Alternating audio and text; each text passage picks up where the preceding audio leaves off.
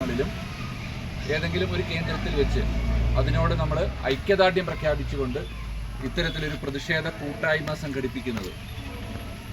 ഈ പ്രതിഷേധ കൂട്ടായ്മ സംഘടിപ്പിക്കേണ്ടതിൻ്റെ ആവശ്യകതയെക്കുറിച്ച് നിങ്ങളോട് പ്രത്യേകിച്ച് പറയേണ്ട കാര്യമില്ല. കാരണം കഴിഞ്ഞ 2 മാസമായി ശമ്പളമില്ലാതെ ബുദ്ധിമുട്ടുന്ന ആളുകളാണ് നിങ്ങൾ.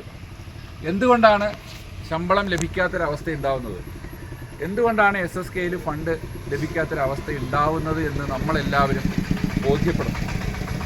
കഴിഞ്ഞ വർഷം SSKക്ക് ലഭിക്കേണ്ട 1500 കോടി രൂപ, ആ 1500 കോടി രൂപയിൽ ഒരു രൂപ പോലും കേന്ദ്ര സർക്കാർ സംസ്ഥാനത്തിന് തന്നിട്ടില്ല.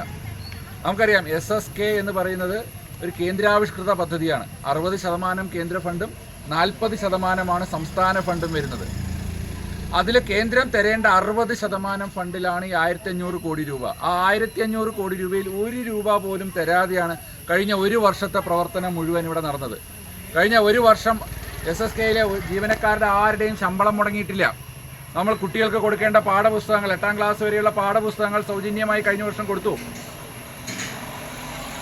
അതുപോലെ വർണ്ണക്കൂടാരം ഉൾപ്പെടെയുള്ള പദ്ധതികൾ, തെറാപ്പികൾ ഉൾപ്പെടെയുള്ള ഉപകരണ വിതരണങ്ങൾ ഉൾപ്പെടെയുള്ള പദ്ധതികളെല്ലാം കഴിഞ്ഞ വർഷം പല കാര്യങ്ങളും മുടക്കമില്ലാതെ നടന്നു. പക്ഷേ ഈ വർഷവും നമുക്ക് കഴിഞ്ഞ വർഷം ലഭിക്കേണ്ട ഫണ്ട് മാർച്ച് മാസത്തിലെങ്കിലും ലഭിക്കുമെന്നൊരു പ്രതീക്ഷയിലാണ് കേരള സർക്കാർ മുന്നോട്ട് പോയത്.